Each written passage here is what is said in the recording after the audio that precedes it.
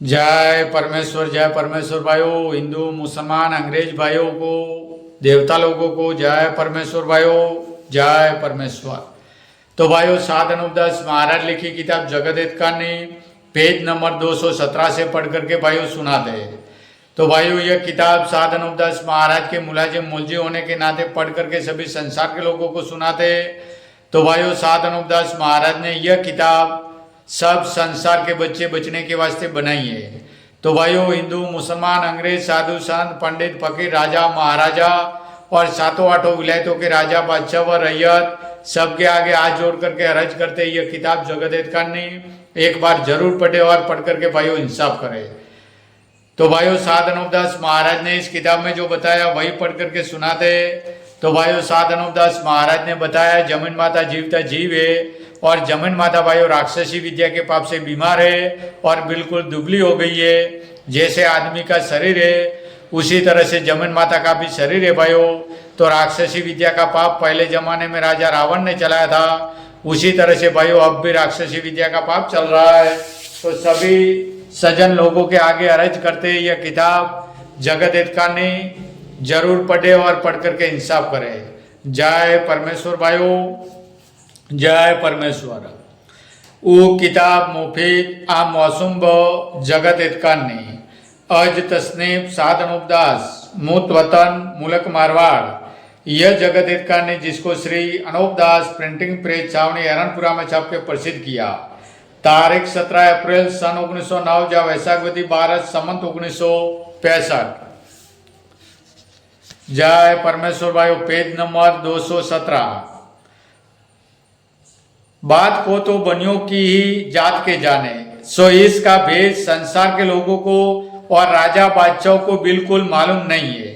परंतु दिल्ली के बादशाह ने इस कदर ख्याल नहीं किया कि मैं राजाओं पर इतना जुल्म करता हूँ, सो मेरे जुल्म करने की खबर दूसरे बादशाहों को होगी। जब दूसरी बादशाह के लोग मेरी बादशाह को जुल्म करने की वजह से ले लेंगे, जब तो हम कुल मुसलमानों की औलाद डूब जाएगी। सो इस बात का ख्याल बिल्कुल नहीं किया और ना पहले बादशाह ने किया, सो बनियों ने जादू के जुल्म से बुद्धि भ्रष्ट कर दी होगी। इस वजह से कुछ भी ख्याल नहीं किया होगा और जो बुद्धि को भ्रष्ट नहीं किया होगा तो बनियों ने दिल्ली के बादशाह को मार करके अपनी जात का सख्त तकल पर बिठा दिया होगा, जिससे राजाओं के ऊपर जुल्म करने को लग गया होगा।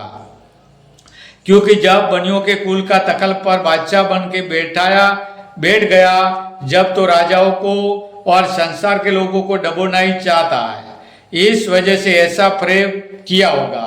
सो जब के इस बात को किया होगा, जब संसार के लोगों की और बादशाह के भाइयों की और आलकारों की और बादशाह के बेगमों की नजरों को जादू के जुल्म से बंद कर दी होगी, जिससे सब आलकारों और भाई बेटों को और बादशाह की बेगमों को बनियों के कुल का बादशाही सुजा होगा। और जो राजा बादशाह जुल्म करने लगे तो उनके भाई बेटे उन राजा बादशाहों को तखल से उतार देते और राजा बादशाह के बेटों को तखल पर संसार के लोग बैठा देते।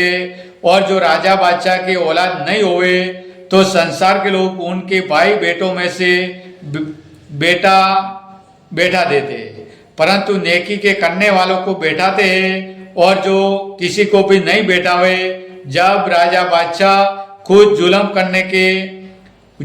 करके अपने हाथ से अपने राज को डुबो देते और जो कि बादशाह के पास हजारों आदमी काम करने वाले होते तो उनकी बुद्धि जादू के जुल्म से भ्रष्ट कर देते, जिससे वो भी जुल्म करने को लग जाते और दूसरों को यह बनिए जादू से ऐसा सुझाते कि जो जुल्म करता है उसको ऐसा जानते कि राज का धनी है, सो जुल्म करे तो करने दो। सो धनी का जुल्म करना और धनी का मार्ग सर के ऊपर है।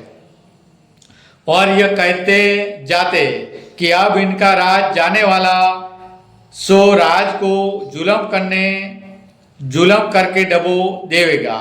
तो ऐसा जुल्म क्यों करने देवे? परंतु कहने से जुल्म करने वाले माने कब, क्योंकि जब बुद्धि भ्रष्ट कर देते जब वैसा ही सूझता है, और जो भलाई के वास्ते कहे उसको जाहिर के बराबर सूझता है।